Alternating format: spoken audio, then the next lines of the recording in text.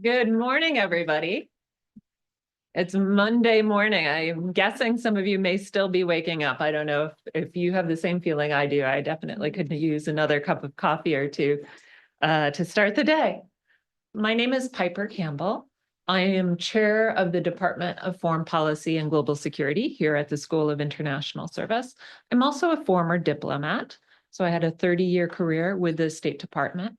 And during my time at the State Department, one of my roles was serving as the US ambassador to Mongolia. In fact, Mongolia, while very close to Kazakhstan, does not share a border with Kazakhstan. There is actually a 9-mile Russian corridor separating Kazakhstan from Mongolia. But Mongolia has a Kazakh minority, and there are many aspects of Mongolia and Kazakhstan's historic experience, culture in common. And so I come to today's session really eager to hear more, to talk more about Kazakhstan, including with that lens of thinking about the similarities and differences between Kazakhstan and Mongolia.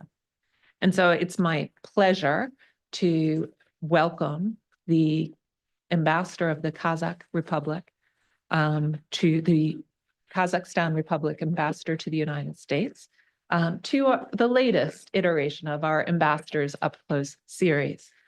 So welcome, Excellency Yerzhan Ashikbayev, Ambassador of the Republic of Kazakhstan to the United States. Prior to his appointment as the ambassador, Ambassador Ashikbayev served as the Deputy Minister of Foreign Affairs of Kazakhstan from 2013 to 2021. So over both quite a prolonged period and during quite an important period.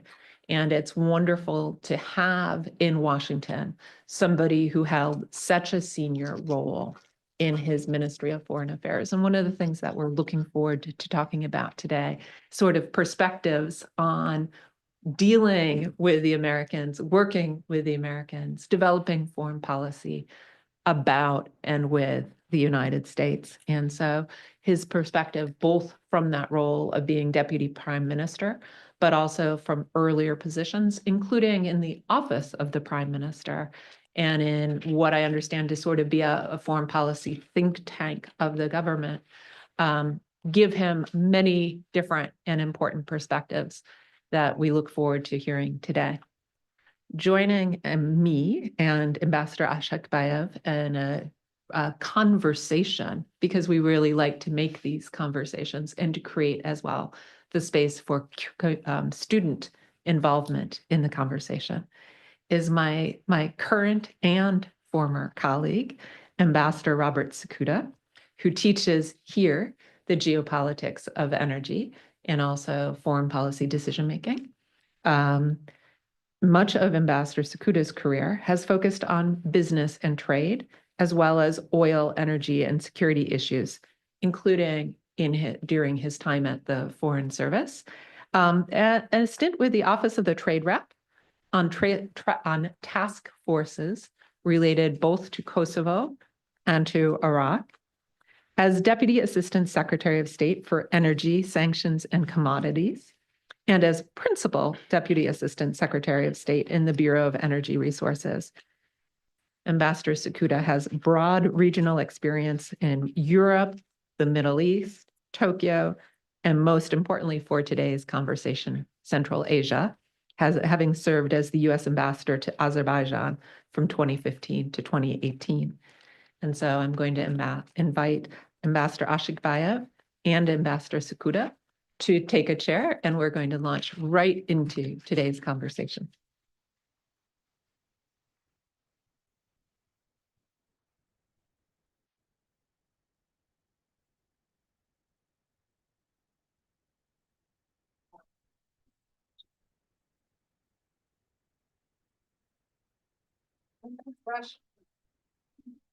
Ambassador Ashikbayev, I thought I'd start kind of with a softball opening question, just to sort of get the ball rolling to use the ball twice in one metaphor. What are your chief areas of focus as Kazakhstan's ambassador to the United States? Could you open perhaps by providing a bit of perspective on sort of the past and the evolution of the relationship between the United States and the Republic of Kazakhstan? Well, morning. Good morning. Good morning. Yes. Now it works. Yeah. Such a pleasure to be here today, sharing the stage with distinguished ambassadors and faculty members. And let me set out those basic rules. While I don't have analogy for any questions, my formal position requires that I'm to be diplomatic in most instances. So I would love to rely on your understanding of that issue, but you are free to pose any questions, and really I won't be offended. I won't take it personally. Nothing personal, just business. But speaking of our bilateral relations, let me first respond to the second part of your question, the trajectory of bilateral relations, and that will also give me an opportunity to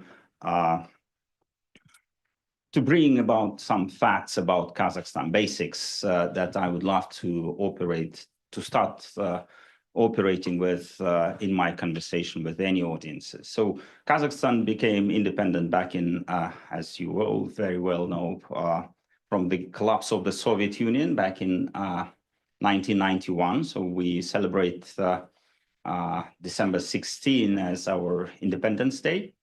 And interestingly enough, Kazakhstan was the last country to leave the Soviet Union. So basically, in fact, we were the Soviet Union for a short period of time. But Kazakhstan emerged from the Soviet Union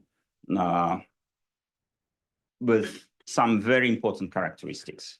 So we are the 9th largest landmass in the world. Everyone knows any country bigger than Kazakhstan. Canada, India, Brazil, China, Russia, of course, Argentina, and even Denmark, right?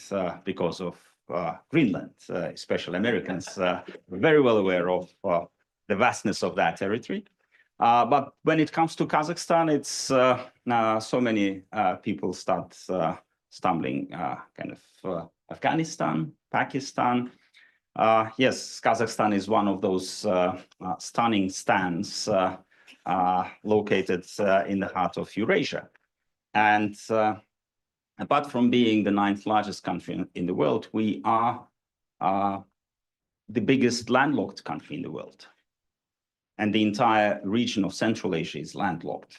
So not only us, but so many of our neighbors, Uzbekistan is among the very few, two basically double landlocked countries in the world. So being landlocked, what does it mean? For many of you, this is kind of uncharted territory, but we know it firsthand that any contacts with the outside world, we are dependent on our neighbors.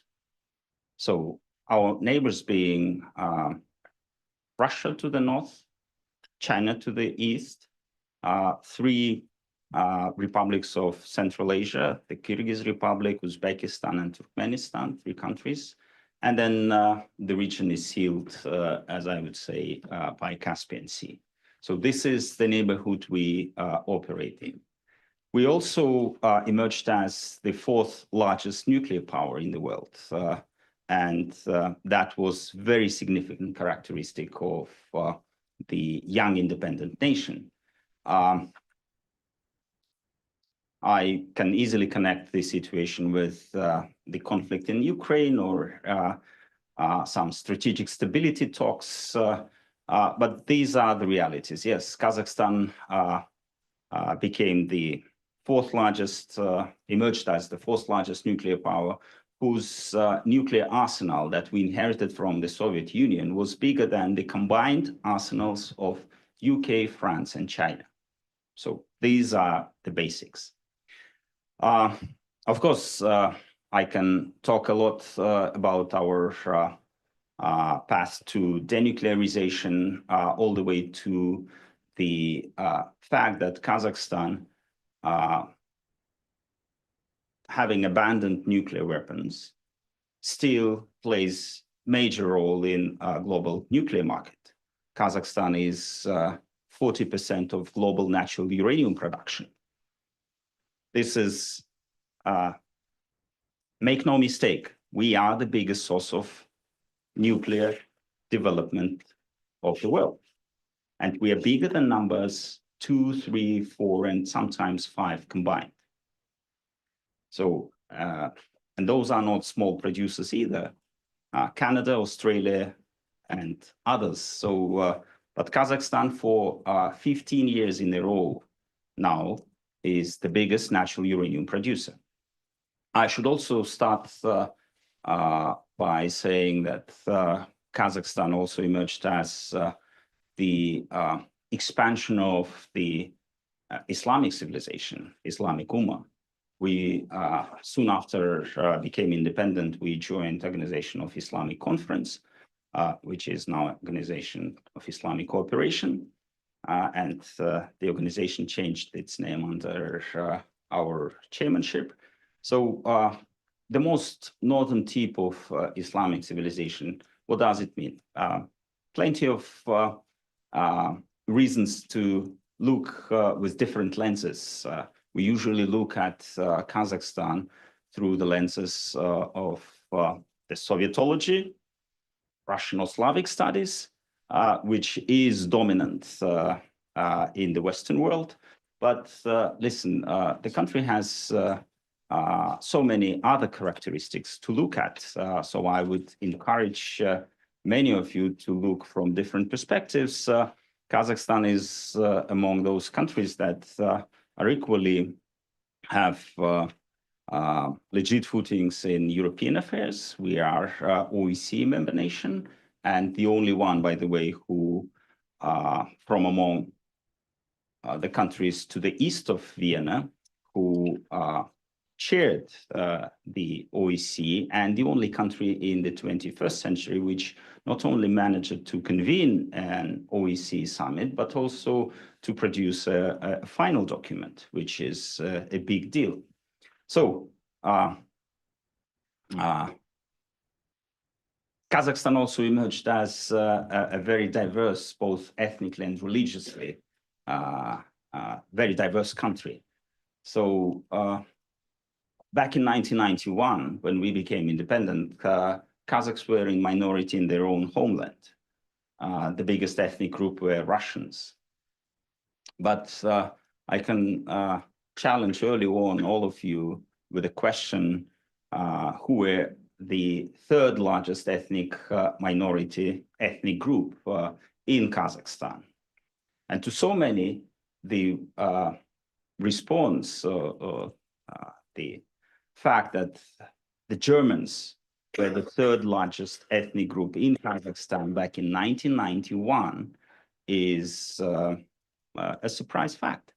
But that's that was the reality. So plenty of different characteristics to start with, and I'm going to be making references to those basic traits of the country throughout this interactive session.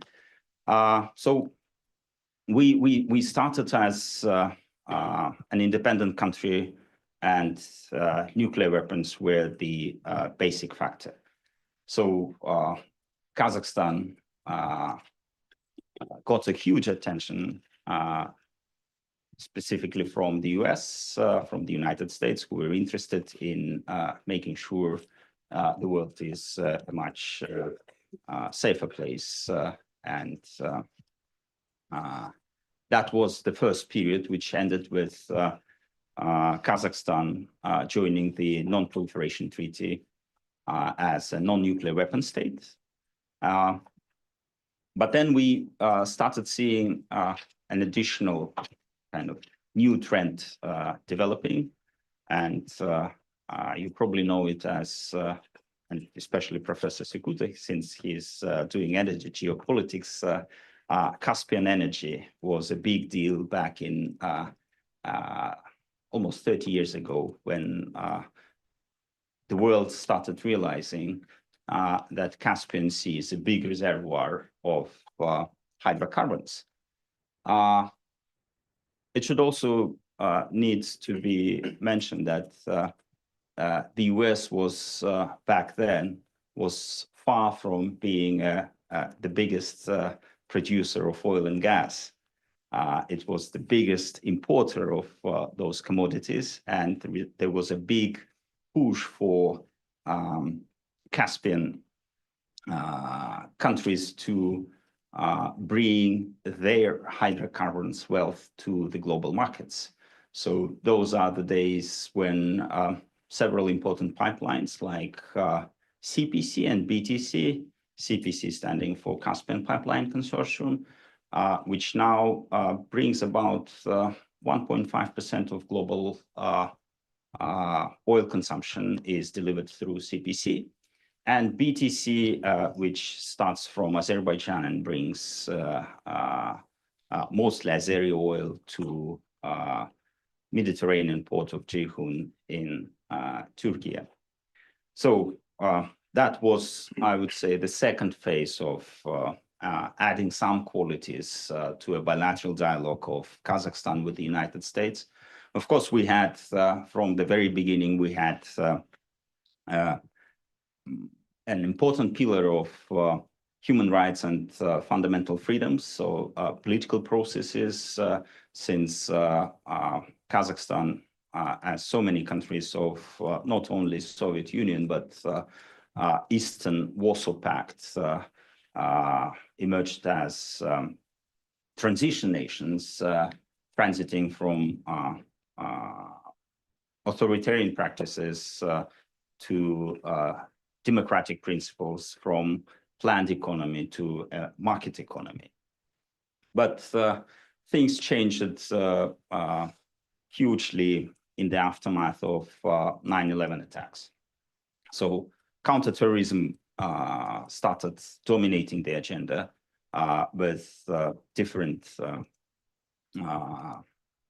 important points, with US opening up a couple of bases in the neighboring countries, in Kyrgyz Republic and in Uzbekistan, and overall looking at this time around both onto Kazakhstan, but also onto Central Asia through Afghan lenses. But that changed again. We enjoyed 2 decades of peace, stability, and security in our part of the world, with the presence of coalition forces in Afghanistan. But that changed very quickly back in September, I believe, 2021. I just arrived as an ambassador, and my arrival on May the 1st of 2021 almost coincided with the announcement of US withdrawal plans by the end of August. So that became the biggest agenda item for our bilateral relations, not only withdrawal as a process, but basically consequences. So that quickly changed geopolitics in the region. Almost forgotten challenge of living next door to Afghanistan became a reality once again. Soon after, we've seen domestic calamities with tragic January events of 2022. And then again, a big dramatic changes with the war in Ukraine. So all these tremendously impacted bilateral relations, and myself, as Ambassador Campbell mentioned, I've been Deputy Foreign Minister for almost 7.5 years, in charge of bilateral relations with the US and UN multilateral diplomacy. Add to that another 4 years in my current chair. So you have over 11 years, and given the fact that we entire history of Kazakhstan as an independent nation and a bilateral interaction partnership with the US is 33, 34 years old. So you effectively have myself, I count, I had an immediate relation to at least 1/3 of those events. So I have what is referred to as an institutional memory to so many events throughout this past decade. So these are the, I would say, characterization of US-Kazakhstan bilateral partnership development. And as an ambassador, of course, the major issues are very simple. To have constructive, predictable, and forward-looking relations with the biggest power, the biggest economy of the world. And it's both easy and difficult task. Easy for Kazakhstan, since from almost day one of our independence, we clearly realized that the US is essential for our development. Kazakhstan was the country who basically coined the phrase of multi-vector diplomacy, meaning the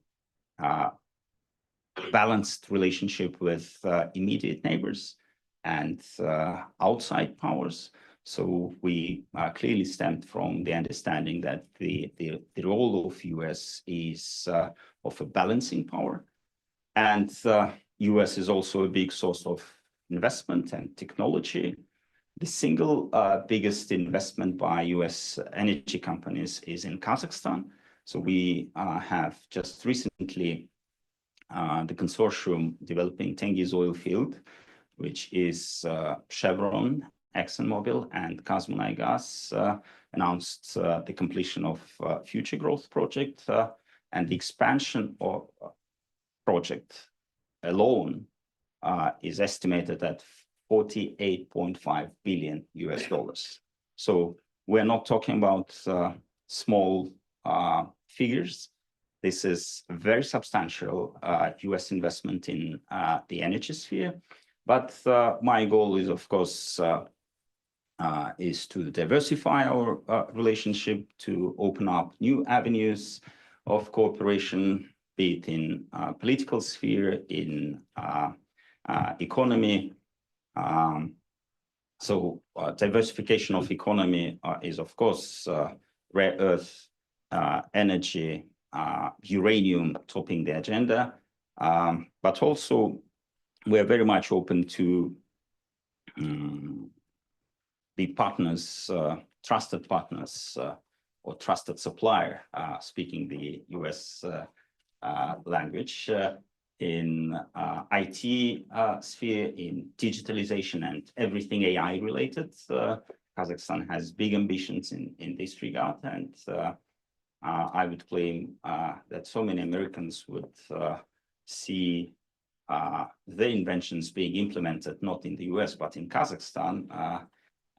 We are basically cashless economy with very sophisticated digital payment infrastructure, so that you can pay without any currency in the most remote villages. All you need is either your card or your cell phone, and it can easily be done online.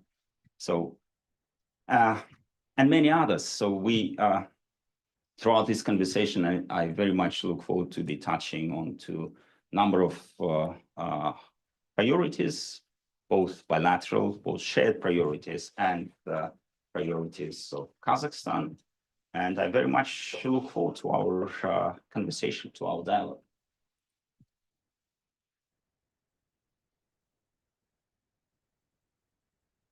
Thank you, Mr. Bastard.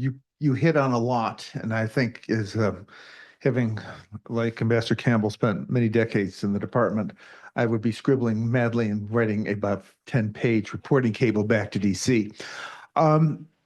There's a lot I'd like to start with, but I think I'm torn between my econ side and my energy side and my politics side. But I think maybe as a first question, I'd like to maybe try to combine the economics and the politics. Look at a map of Eurasia. You are smack dab in the middle of it. And certainly in Washington right now, there's a lot of talk about engagement with Russia and China, but these are your direct neighbors. And there's also this question of how do we connect better in the world as things develop? You talk about the economic growth, the digital growth. The digital growth comes with cables. The oil and the gas that comes from Kazakhstan. But we've talked to sort of, there's discussion here in Washington, we'll talk about the middle corridor or the Silk Road, and you're key to that. And I was wondering, maybe you could talk a little bit about that development of Kazakhstan in terms of economic and transportation development. You built a huge inland port on the border with China. You've also talked about the cultural exchange of Kazakhstan.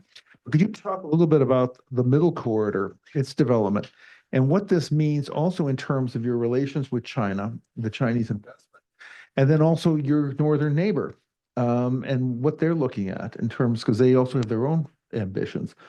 I've given you probably way too much, but if you could maybe pick the piece off that you want to play with. So thank you for this very interesting opening question of yours. Indeed, as I mentioned, again, I will make reference to the my introductory statement. Being located in the heart of Eurasia, Kazakhstan is destined to be serving as a land bridge. So there is a very special groups within UN, United Nations, as LLDCs, landlocked developing countries. And it's so often that this group is also having a separate set of interests and is very sometimes antagonistic to what small island developing states seeds are promoting. But in fact, we don't want to be land isolated country. We would rather want to serve as a land bridge. So with this idea in hand, Kazakhstan invested over 35 billion USD in its transit transport potential in the past 20 years. And whenever there is a talk about elephant in your question was probably BRI, the Belt and Road Initiative of China. So let me be clear, even though BRI was announced in our capital city of Astana back in December 2013, at one of our leading universities, it nevertheless, that was not the start of our journey as a nation, as a big transit capacity in the middle of Eurasia. To the contrary, we tried to integrate China's ambitious plans with our own. And it's for a reason that Kazakhstan is referred to as a buckle in the belt, buckle of the belt.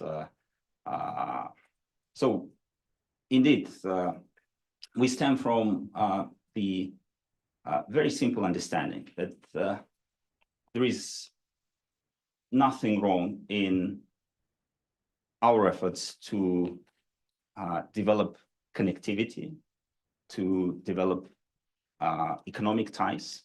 Indeed, the biggest dry port in the world is located on the border between Kazakhstan and China. So it's not only east-west connectivity, but effectively north-south connectivity as well. And Kazakhstan is playing a crucial role in the development of those networks. So it's all about economy.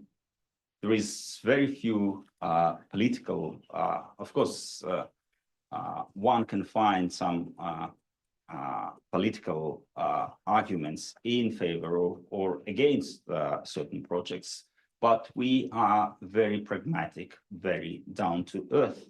We want to see great gain, not great game in our part of the world. Great, bye.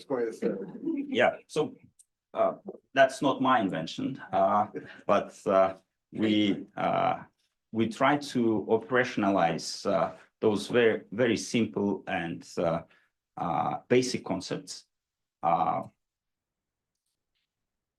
Kazakhstan being a powerhouse in Central Asia, we are an economy of 280 billion, with the next country in terms of GDP, Uzbekistan, is around 75 billion. So we are twice as big as all other economies of Central Asia combined. Make no mistake, who is the biggest player? Even if you add countries of South Caucasus, those combined weight of 7 countries is less than in size than economy of Kazakhstan. But we tend to look at ourselves as a small economy globally and in our neighborhood as well. Compared to our northern or especially eastern neighbor, we are tiny little small country, both in size, but in size of territory, population, economy, and so on and so forth. So we have very practical and pragmatic goals. We need, as a landlocked economy, we need to develop the multitudes of economic ties to make sure we are better off. And we also stem from the very basic understanding that we cannot be safe, secure, prosperous, and forward-looking economy in a troubled, insecure, and poor neighborhood. So this is a very basic understanding.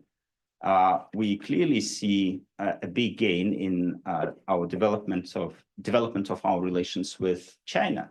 At the end of the day, entire global economy benefited from China's rise. Why shouldn't we? And equally so, challenges of some isolated economies like Afghanistan remain a big challenge to not only to global security, but also to regional development in our part of the world.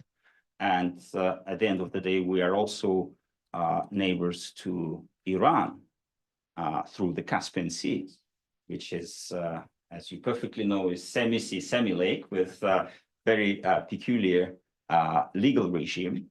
And yeah, so Kazakhstan really understands and feels firsthand the consequences of global developments or regional conflicts.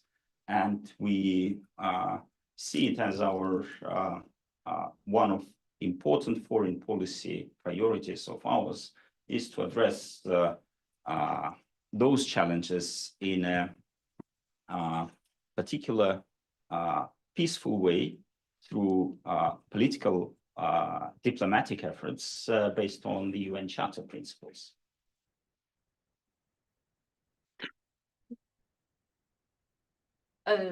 Another general question, and then I know we're going to kind of deep dive into a couple of these, but I believe that it was about 2 weeks ago that your foreign minister, Murat Nurlu, had the opportunity to speak with Secretary of State Marco Rubio. We have a lot of aspiring diplomats as well as analysts in our audience, people who think about how does diplomacy work, as well as the substance of diplomacy. So I'm going to take a slightly unusual angle in asking this question, which is, can you speak a bit to sort of the dynamics of how did that call get set up? What objectives did you as ambassador have for the call beyond just the securing the call, which is an important objective in and of itself? And what, if any, what are the things coming out of the call that you see as the primary areas that you and your embassy want to carry forward?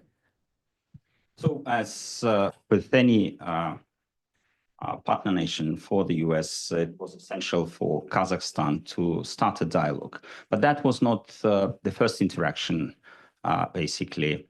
I should mention the phone call between back then President-elect Trump with President Tokayev early December, when that was the very first contact between the two administrations, the incoming Republican administration and Kazakhstan. So the next step phone call between our foreign ministers was basically to follow up on those initial contacts.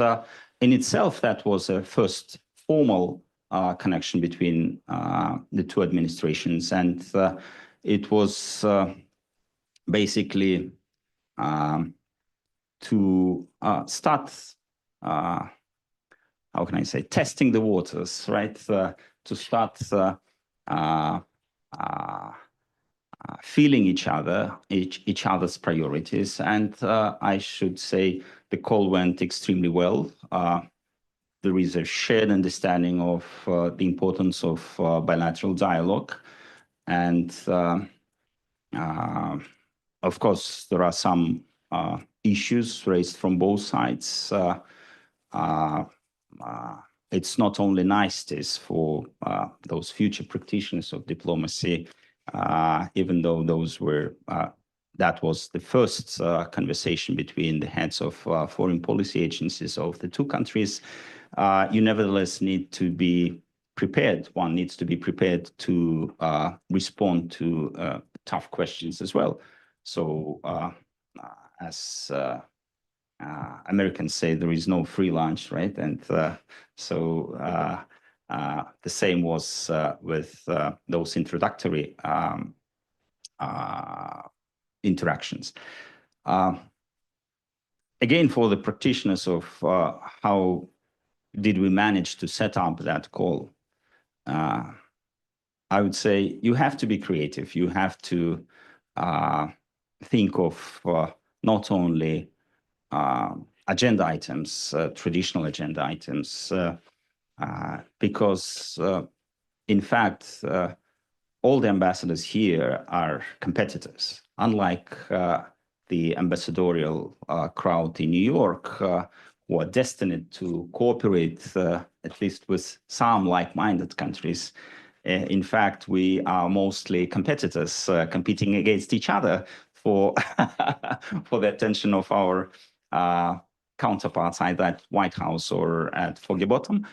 But so you have to be creative, and I hope I won't reveal a wartime secret, but one of my arguments was, listen, there is the birthday of my foreign minister. Why don't we do it, try to do it on the date, combining. It's always nice. It's always good to have this human touch, right, to a conversation. So even though it was one day late, it was still fresh, and yeah, so that was really was highly appreciated by Kazakh side. And then there is nothing wrong to come up with those types of arguments. So think creatively. My advice to students is you have to be creative. I'm trying to not get into rare earths and things like that I would love to go at.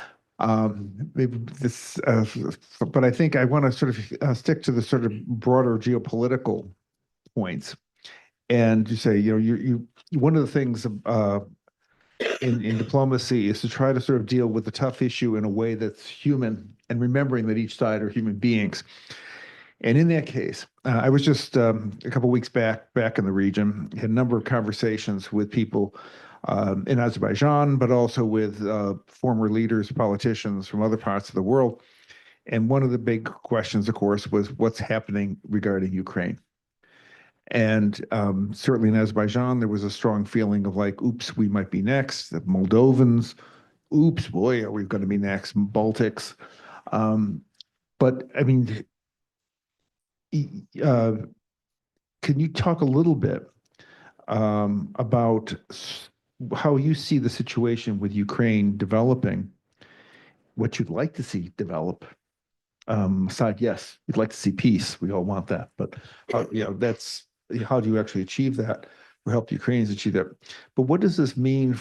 You just had the multi-vector diplomacy, which has really been a success for Kazakhstan, which frankly is being picked up and mirrored by a number of your neighbors by different names. How do you sort of see, Kazakhstan's sort of navigating this current situation? Pile on just slightly to that question, because I was just in Seoul last week. And one of the things, as I've been thinking about how East Asia and how the Indo-Pacific are responding to the Trump administration, one of the things that surprised me was the degree of attention to and the number of times that President Trump's meeting with President Zelensky came up in East Asian conversations. So not only sort of the question of Ukraine as Ukraine, but more generally, one of the key jobs of ambassadors sitting in Washington is understanding the administration, predicting the administration. You mentioned the term predictable yourself. So as a seasoned and senior ambassador in Washington, trying to read, decipher, anticipate moves of the administration, how are you reading things like the administration's approach to Ukraine? So it's a more general foreign policy, adding on to the Ukraine specific. I would claim that this administration is the hardest to predict and to understand and to decipher for. Yes. Definitely, that's the universal feeling, I would say. The entire global community is trying to guess what comes next and what is behind certain moves, and these the realities. So we are not an exception. We still have a lot to do, a lot to comprehend, to understand. Of course, some of the understandings are being now crystallized internally, but it's yet to be tested and in a regional context, I would say. So we are not, we are far from generalizing, we are far from drawing conclusions already, but a lot remains to be seen. With regard to Ukraine, I would state the very straightforward position of Kazakhstan to that conflict. Kazakhstan never advocated for any military solutions to any conflicts, and that was very well made known on the next day after the Russian invasion started, Russian special military operation started. So we've we did issue a statement by saying that this is not something we advocate. We immediately advocated for talks to settle those disagreements in a diplomatic way. We also stand firmly on our view of the importance of observing the principles enshrined in UN Charter, and thereby we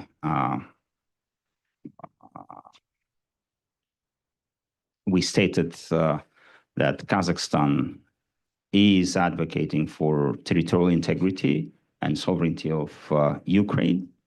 I should also recall a very frank discussion back in July, I believe, 2022, on the stage of St. Petersburg Economic Forum, when President Tokayev, responding to a question from the moderator, openly said that Kazakhstan is not in position to recognize any breakaway region, be it in Ukraine or elsewhere. And that's a consistent position of Kazakhstan. So we've never recognized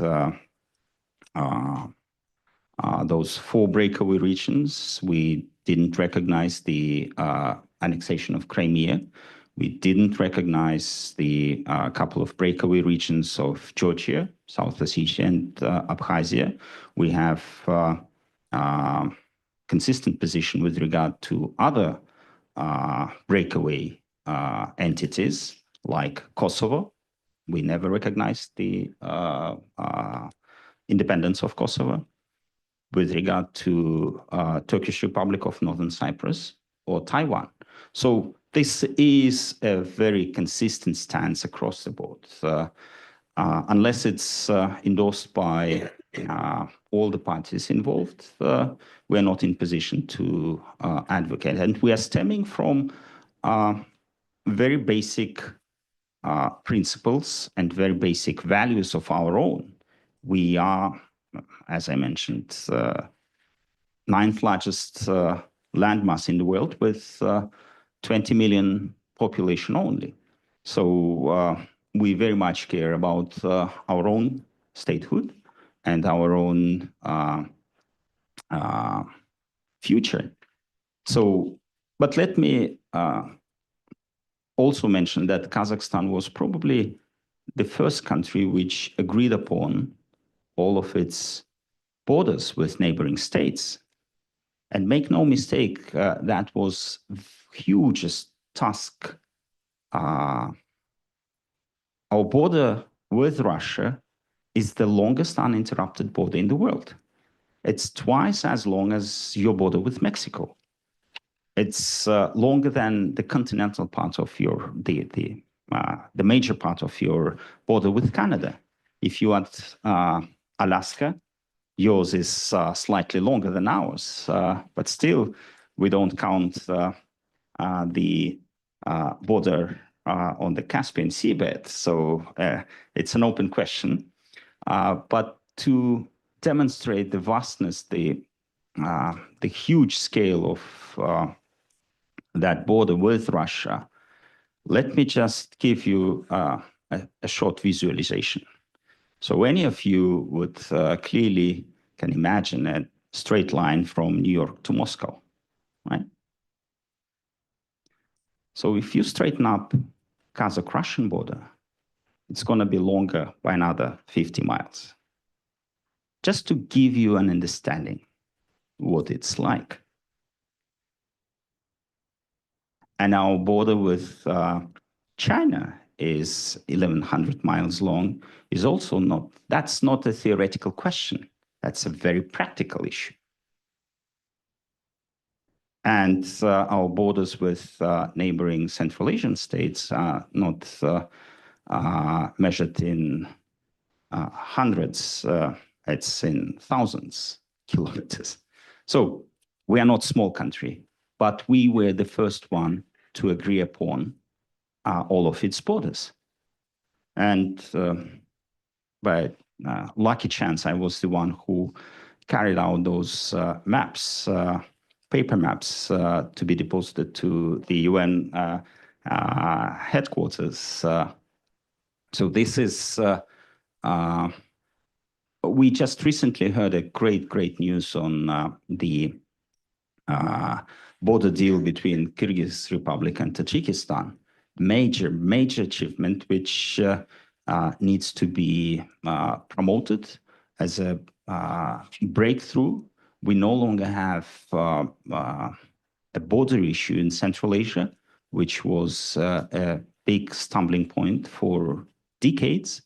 And we welcome wholeheartedly this deal based on our own understanding how valuable, how important was the border issue. And it was one of the biggest foreign policy priority tasks to address that issue and to remove it from the list of problematic issues. And we went we were very creative in trying to solve imminent issues with such a long border with Russia or with China. You can expect so many problems how the border should run. So we went to compromises. We've been heavily criticized domestically, but at the end of the day, we removed those problems altogether. And that was particularly evident in our conversation, in our dialogue with the Russian Federation.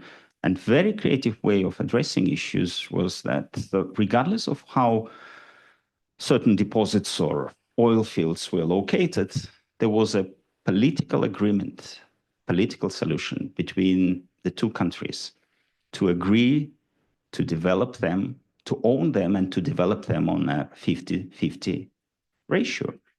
So equally, regardless of the border may cut, for example, oil fields 70 to 30, but there was an agreement to develop it on an equal basis. And that removed so many headaches. With the long border, you can expect your mutual claims piling up with an endless list of, I need this one and this one and this one, and the list can goes on and on.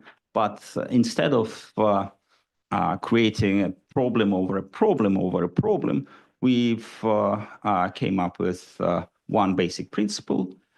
We exchanged territories. We made sure that people live a comfortable life across the border. But the overarching principle was that we need to solve this issue for the benefit of our future relationship. And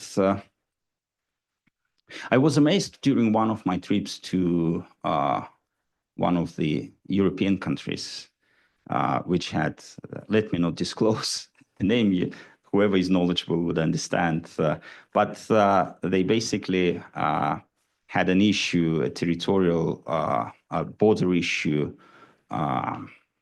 several kilometers being questioned by the two countries, basically who has an access to a nice bay. And they still were not able to resolve it. So we have demonstrated completely different approach to those issues with the longest borders. I would even say we have, I should double check it, I should Google it, or chatbot, ChatGPT or Gemini or whoever. But we probably have the longest land borders in the world. So we don't have an access to open seas, so that's the claim. But we were the first ones to basically settle the issue. Thank you. Robert, I know that you and I could keep going and that we have many questions, and hopefully we'll have a chance to continue the conversation. But I want to also make sure that we save time, reserve time for the student audience. So I'm going to invite people from the audience who are interested. I'm going to yield a microphone to you. Oh, we have one there. And we're going to set it up on the stand there. And people who are interested, you can go ahead and just line up there. I see at least one person who's already interested. So we will take questions from the audience and you will go and stand there behind the microphone, please.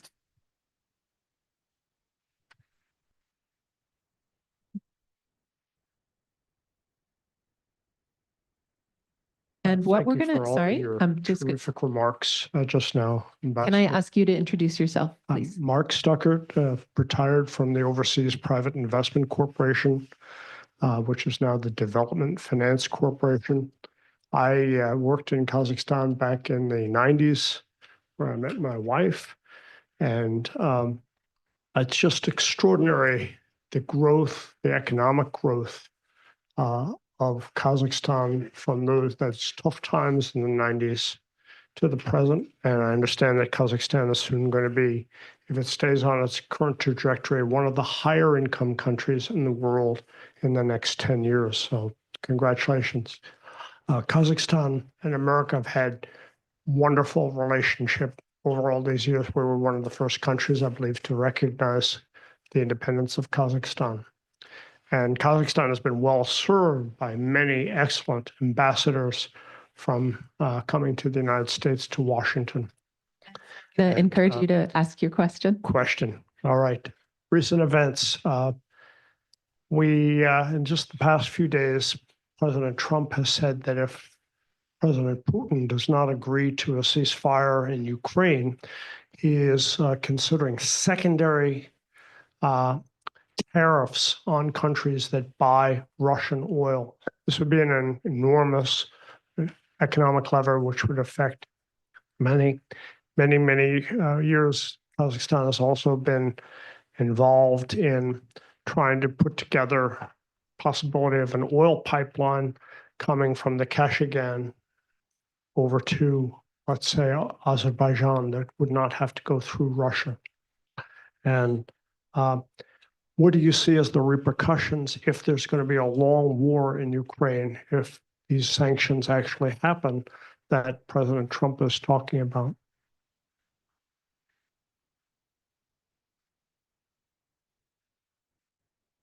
Thank you. Thank you for your question.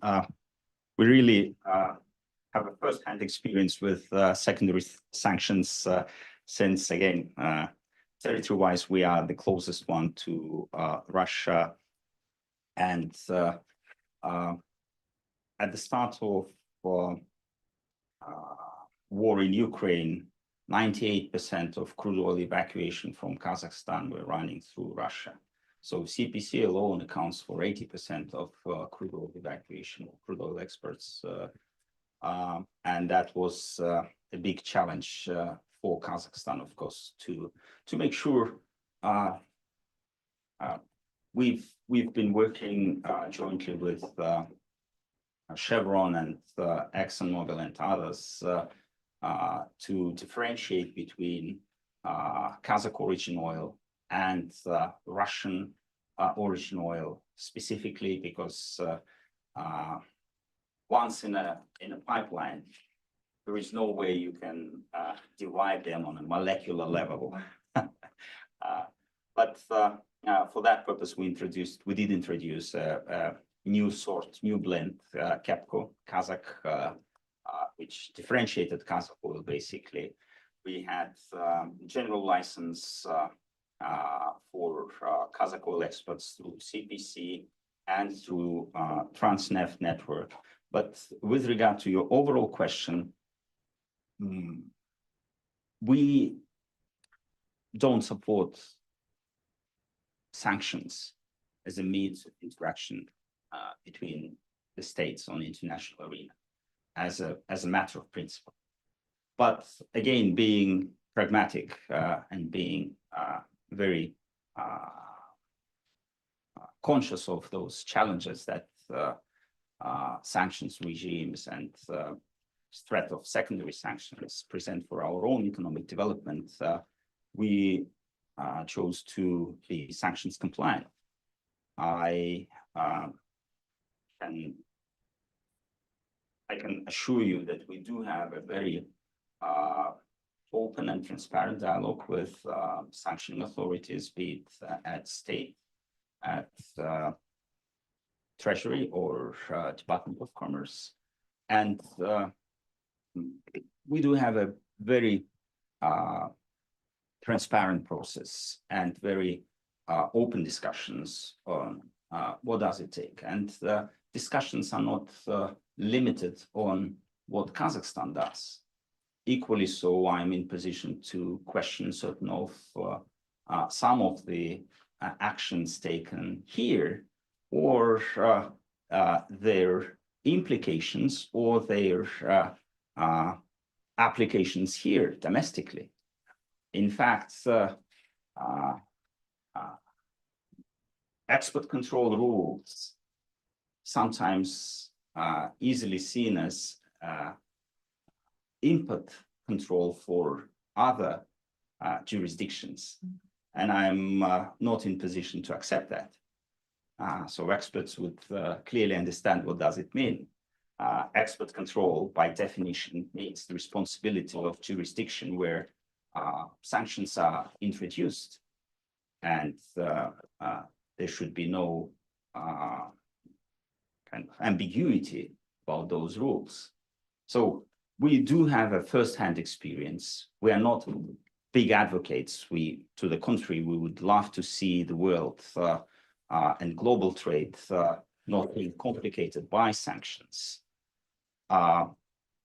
Tariffs, well, you've seen so many actions by the current administration on tariffs front, which is yet to be not only deciphered, but which is yet to be analyzed on the entirety of global trade. I would definitely want to refer to experts in WTO, how this will, what kind of consequences this will have for global trading rules and those agreements reached in the WTO. So many things remain to be seen, but I've basically stated our position with regard to those issues. Thank you, Ambassador. My name is Jared Engel. I'm a 2017 alum from SIS, and I recently worked for USAID in Kazakhstan. I have a question on regional energy trade and uranium. So for the CASA 1000 electrical transmission project, I was wondering, since USAID support ended for that in 2023, if there's if you see any room for US cooperation in the future on that, or maybe involvement from the World Bank or Asian Development Bank. And then on uranium, the US obviously has some issues with uranium, trying to access it. We have some reserves, but they're on a lot of national parkland, not always easy to get to, not profitable to get to. I'm wondering if there's any room for US-Kazakh trade on uranium in the future. Thank you. On your first question, thank you. On your first question, with regard to CASA, there is a big interest, and I believe the work on the implementation of CASA 1000 project resumed with the support of World Bank. And Kazakhstan would love to be part of those developments, since this is part of the regional water energy complex problems solution within the region, within the Central Asia. So as you may have heard, Kazakhstan, together with Uzbekistan, is having an agreement with the Kyrgyz Republic on the construction of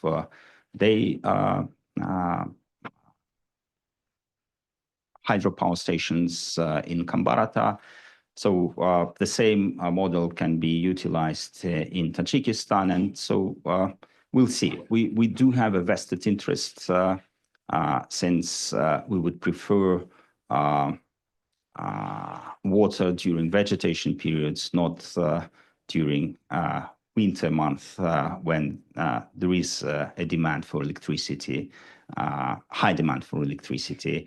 And so that's a very complex issue, but we want to be part of the solution. And as I mentioned, the recent border deal, seemingly distant from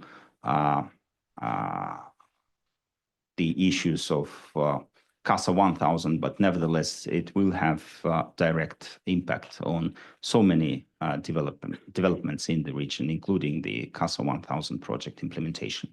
With regard to uranium, the answer is very simple, very straightforward. Yes, we do want to be present here on US market. Our share is something between 20 to 33%, depending on the year. And we would love to increase not only our market share, but also increase the positive externalities of our trade in uranium. In one of the areas of possible cooperation could be SMR technologies, small modular reactors. Last year, Kazakhstan had a nationwide referendum on the development of civil nuclear energy industry. And that was a very important step. Not so many countries would consult its population with regard to the development of civil nuclear energy. But Kazakhstan did, and there were some legit reasons for that. We had the tragic experience of having the biggest nuclear test site of the Soviet Union on our territory. Overall, at least 456 nuclear tests were carried out on the territory of Semipalatinsk nuclear test site, including 120 plus atmospheric above the ground tests. And you can imagine what type of impact it still has onto a population. So a very traumatic experience. And as a result, a deep phobia for anything nuclear in Kazakhstan. So current plans include the construction of at least 3 nuclear power stations on the territory of Kazakhstan. So we have established a special agency for those purposes, and we expect a lot from that sphere. Thank you. Thank you. I'm Eric Clay, a current U.S. foreign policy student here at SIS. A common problem facing many developing countries is their birth rate quickly falling past replacement rate. And I'm not sure of the exact statistics, but I know Kazakhstan has done a very good job at maintaining a high birth rate through its development. Is there any sort of discussion about using your demographic success as a diplomatic tool in conversations with countries facing a birth rate problem? Thank you for this very interesting question. Indeed, Kazakhstan's birth rates are something between 2.95 to 3.0, very high. The replacement rate is 2.1, as you know. So that's indeed very interesting phenomenon to look at it, because despite high level of urbanization and the high middle income country status of Kazakhstan, as I said, economy-wise, we are much better off than neighboring countries. Still, Kazakh families do tend to have at least 3 kids. So many of my colleagues, and I would say so many Kazakhs sitting in this room can share the same stories, having a bigger families. That's probably referred to a very, again, traumatic experience. Kazakhs were a century ago were the second largest Turkic nation after the Turks in Turkey. But because of the sedentarization policies and famine, we lost huge chunks of, some experts claim up to 2/3 of our population were lost as a consequence, we were a minority on our own territory. So I can refer you to a very popular, these days popular in Kazakhstan, a research done by American expert Sarah Cameron. Her work was translated both into Kazakh and Russian and published as a book, which was a huge success in Kazakhstan, addressing one of the most important issues of modern history of Kazakhstan. And you may trace these high birth rates to that traumatic experience because Kazakhs tend to have bigger families. And despite urbanization, we still preserve this spirit of wider families. Networks of family support are quite evident in Kazakhstan. So there are plenty of urban families getting food support from their relatives from rural areas when that's a phenomenon. That's but definitely it requires some research, but also adaptation of economic policies. It's yet to be translated into something foreign policy related. We're still grappling with the growth problems. The school population in Kazakhstan doubled. We had 190, 220,000 kids born in 1990s. We have now consistently above 400,000 kids born annually. So within one generation, the number of kids doubled, and that's a tremendous pressure onto social infrastructure, be it kindergartens, schools, universities, and this is being seen as a huge economic challenge for the government, because unless we have a clear understanding of how to make use of that growing workforce coming to a market, we may, especially with the challenges of digitalization and AI penetration into economic activities, we may end up having a big problem rather than a foreign policy instrument. Yeah. Thank you. Thank you. Those are fascinating dynamics. Given the number of people who I see lining up, the way that we're going to do this is, let's see, so we have 3 questions. We're going to take all 3 questions. We'll sort of take note of them, and then we'll give you one final wrap up. Okay, so go ahead, please. Hi, my name is Bella Jackson, and I'm a senior here at SIS. So part of the transformation of Kazakhstan post the collapse of the Soviet Union was obviously the implementation of many rights like freedom of speech. So while that's part of the constitution, has been granted now, freedom of speech, particularly on the internet in Kazakhstan, has not always been a protected right not always been fully implemented.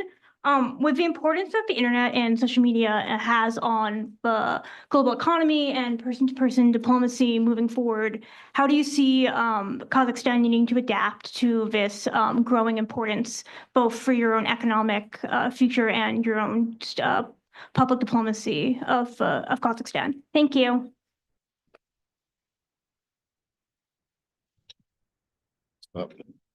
Hello, everyone. Daniel Chavez. I'm a first-year graduate student in U.S. Foreign Policy and National Security program. And thank you so much for this amazing panel of former and current ambassadors. I was just reading some breaking news from the east part of the Indo-Pacific. So China, Japan, and the ROK have agreed to responding to the U.S. tariffs in a first economic meeting between these 3 countries in the first 5 years. Essentially, they're going to be trading with each other much more closely. Japan and South Korea are importing semiconductors from China, and China is planning to import chip products from Japan and South Korea. Is Kazakhstan planning to do anything similar in response with its neighbors and kind of strengthening regional trade with like China and Russia? I'm curious on that. Thank you so much.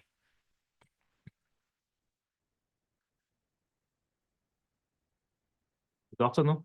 My name is Rustem Kazhubayev. I'm a journalist from International News Agency. My question to Ambassador Sikuta and Ambassador Campbell. Could you share your opinion or your vision about the United States foreign policy in Central Asia and in Kazakhstan in particular? And what can we expect from the new US strategy in Central Asia? Thank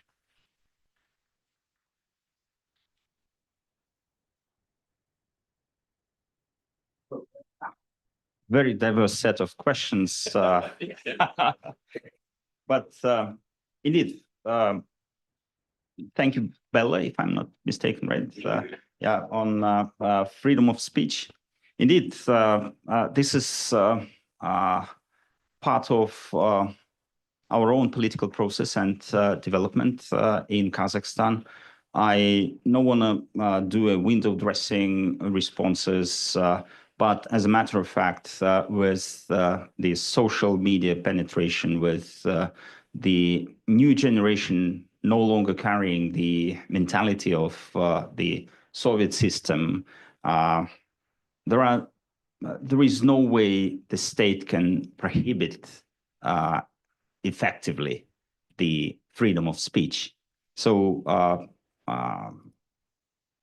this is true not only for Kazakhstan, but for the entire globe. When it comes to Kazakhstan, there is also a universal rule. Your freedom ends where the freedom of your neighbor starts, right? So the culture of mutual respect, there is no one size fit all approach. We do have our own peculiarities. I intentionally, while speaking of, let's say, ethnic groups, we don't use the word of minority. Those are not minorities in our, those are full-fledged citizens of Kazakhstan. And does it need some affirmative action? We don't think so.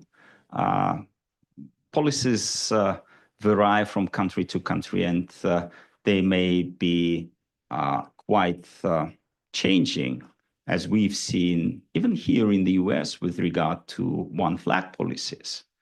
So we had a very fierce discussions with US diplomats on whether it's right or not to showcase, to demonstrate this type of support, because my argument was the straight line from point A to point B may not be the quickest way of achieving those goals.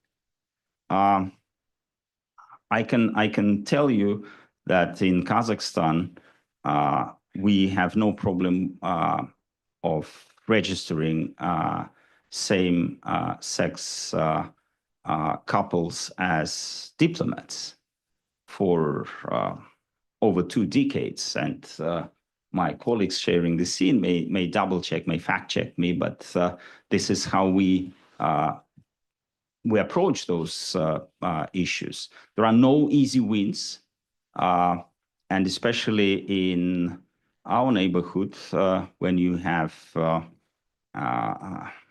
a much smaller actor with so many outside players, including the US, with Radio Free Europe's Kazakh service.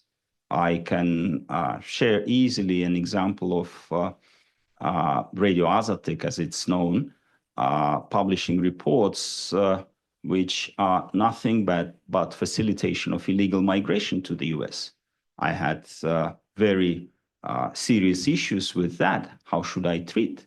Whether this is freedom of speech when the those movements of people were facilitated or encouraged through media posts calling for or saying, following cherish a dream. Is this a freedom of speech or encouragement of illegal actions? That's a nice question. So there are plenty of angles to look at certain issues. So, but regardless of what any government thinks of its ability to control the mindsets, the minds of people, the reality might be completely different, especially with the penetration of social media and AI. And AI by itself poses a moral number of moral questions how to treat. And if you ask different models, be it ChatGPT or Gemini or DeepSeek, the same question, the answer might be strikingly different from all those. How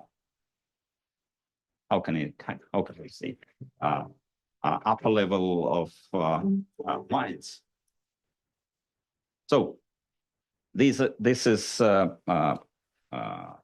my answer to your question. And with regard to tariffs issue, well, depending on how you can portray different actions by the governments, but in our part of the world, Central Asia has been, and I believe still is, the least economically integrated region of the world. Unfortunately, this is a sad reality. We trade much more with an outside players than within the region, even though there are plenty of efforts by Central Asian countries to increase domestic intra-regional trade. So I wouldn't give that the taste of counteracting. It's rather natural development within Central Asia to increase trade within, to make sure that Central Asia as an economic entity is a reality rather than something in the mindsets, something intangible. So we would be, and we are very much focusing on increasing trade between Central Asian states to increase connectivity. One way to approach that is my own experience when I had to fly to Ashgabat for an internal meeting. I had to fly first to Urumqi, China, Astana Urumqi, and then Urumqi Ashgabat. And then coming back, I was flying Ashgabat, Istanbul, Tbilisi, Astana. That's instead of flying directly, unfortunately, we don't have a direct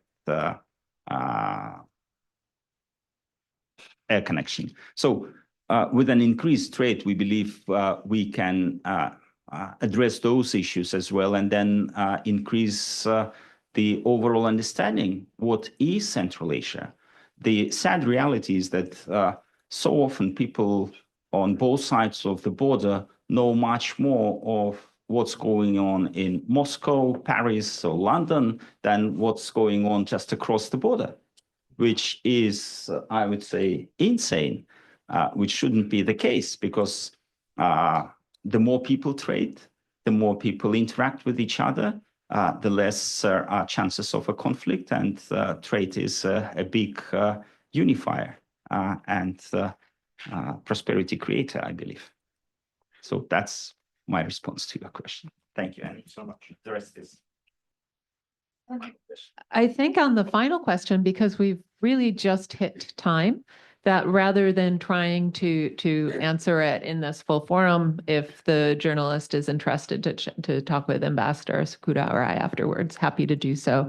But I really want to keep the focus and reserve the thanks from this session for His Excellency Yerevan Ashikbayev, because I think this was certainly a far-ranging, really interesting conversation that also hopefully pulled back the curtain a little bit on some aspects of the process of embassies analyzing, trying to understand, advising their capitals, and engaging as diplomats. And so please join me in thanking our guest speaker.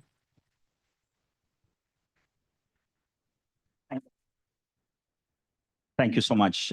Let me just close down not only by thanking my hosts, the ambassadors and audience for this very entertaining and interesting questions, but also respond to one of the initial questions. What are the what is your main focus or main priorities? So one of the main priorities is exactly the reason why I'm here, interacting with the future decision makers and current decision makers alike, is that Kazakhstan and Central Asia by far is still a terra incognita, is uncharted territory.